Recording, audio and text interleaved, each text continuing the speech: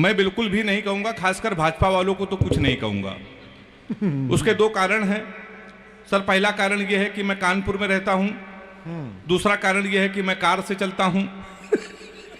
कानपुर वाले की कार जिस दिन से पलटी थी, हमने उसी दिन कसम खा ली कि बीजेपी वालों को हम बिल्कुल नहीं लपेटेंगे, नहीं वो कब हमको लपेट दें इसका कोई भरोसा नहीं है।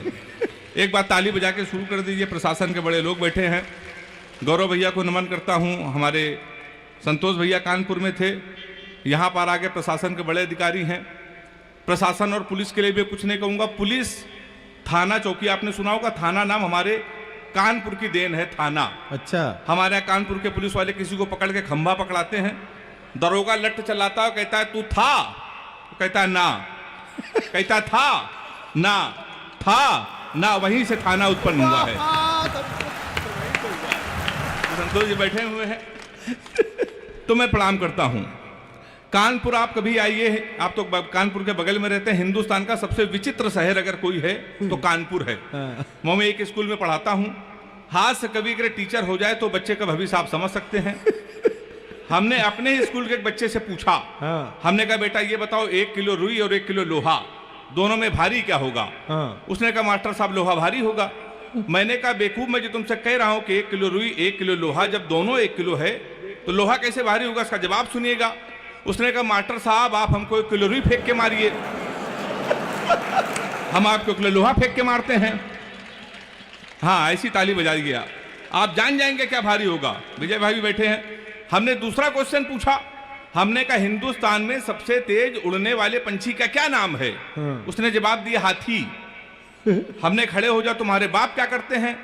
उसने कहा योगी जी की बुलडोजर चलाते हैं। हमने कहा बैठ जाओ, हाथी सही जवाब। बहुत अच्छा। तो मास्टर भी बड़ा होशियार होता है भाई साहब। मैं उसी कानपुर से आया हूं। इतना अद्भुत शहर हमारा है।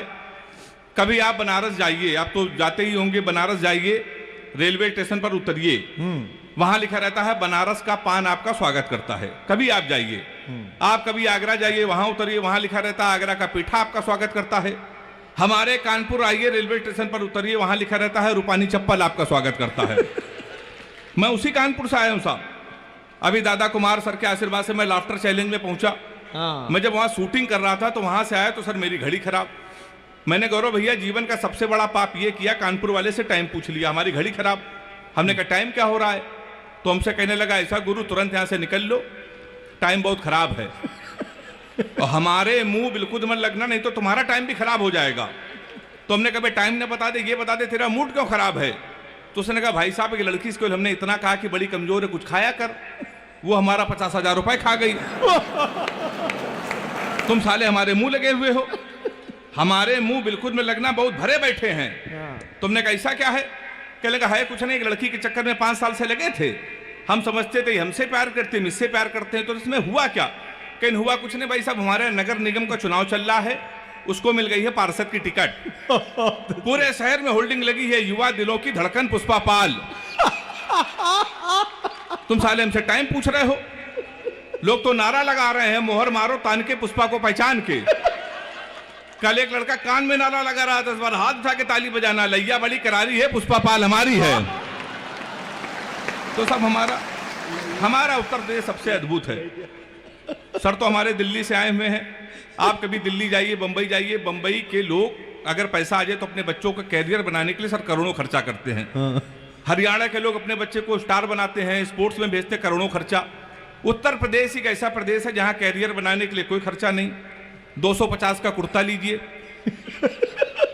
350 का सफेद पैजामा, 50 रुपए का काला चश्मा, 40 रुपए गले में डालने वाला अंगोछा। हमारे यहाँ तैयार हो जाता है युवा हृदय सम्राट।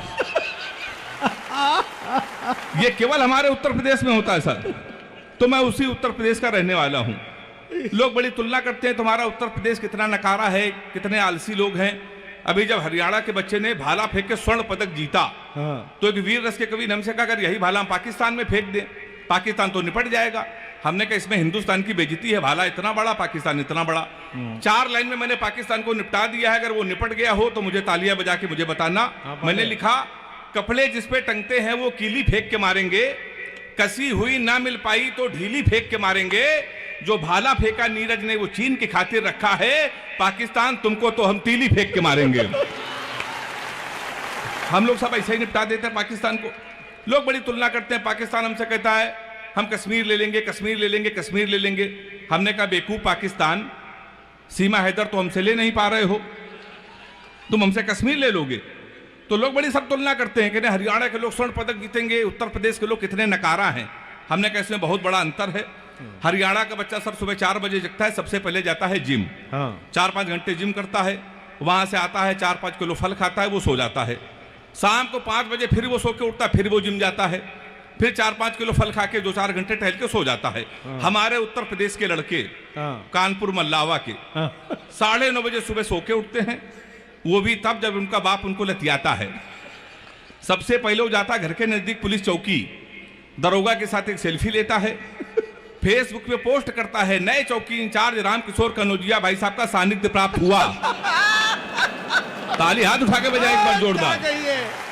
क्या बारीक बात पकड़ी है भाई। ये हमारे उत्तर प्रदेश में होता था। शाम को वो सो जाता है, शाम को जब वो सो के उठता है संतोष सर, तो 7-8 लड़कों से जो बियर की बोतल खोलता है, उसी दरोगा को प्रेशर में लेने के लिए स्पीकर खोल के फोन करता है, दरोगा जी नमस्कार, पहचाना। अब दरोगा जी समझते गुरु उस समय इसके मुंह न लगो, इस समय तो उसके लगी हुई है। दरोगा उसका फोन काट देता है, फिर वही दरोगा 12 बजे मारते मारते उसको थाने लेके आता है।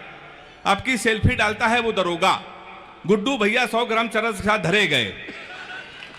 फिर गुड्डू भैया की होती रात भर कुटाई। 3 दिन बाद लोकल विधायक उसकी पैरवी करता है, फिर वो छूट के आता है, फिर वो विधायक बनता है। हम कवियों को बुला के सुनता है, ताली बजा सकते हैं।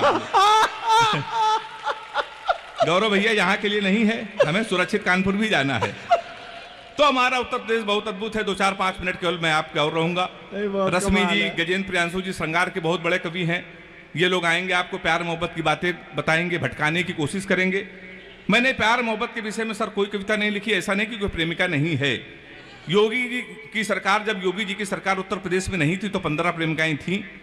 जिस दिन योगी जी उत्तर प्रदेश के मुख्यमंत्री बने, हमने सबसे राखी बंधवा लिया, क्योंकि सर्वाधिक कुटाई किसी की यूपी में हुई तो प्यार करने वालों की। तो मैं प्यार मोहब्बत से बहुत दूर रहता हूं सर, दूर से ले रहता हूं। लड़कियों की बीमारी है, किसी लड़की से कोई क्वेश्चन पूछ लो तो इतना उठपटांग जवाब देती हैं।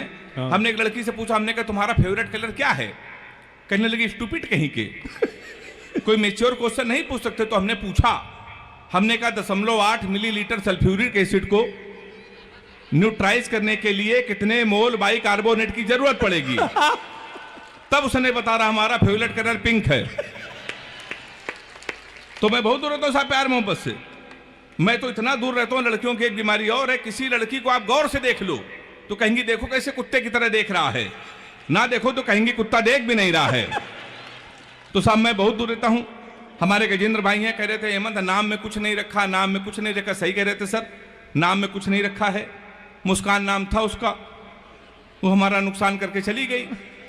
फिर हम रोशनी नाम की लड़की में शिफ्ट हुए तो 2.5 साल उसने भी हमको अंधेरे में रखा। लोग सही कहते हैं नाम में कुछ नहीं रखा। इन बेचारे लड़कों को देखिए, ये लड़कियों का नाम मोबाइल में सेव करते हैं, my honey baby, my darling, my sweetheart, my जानू। इन बेचारे लड़कों को देखिए, ये लड़कियों के नाम मोबाइल में सेव करते हैं। पप्पू हलवाई, राशिद प्लम्बर, मुन्ना हवलदार। ताली बजाइए जोरदार।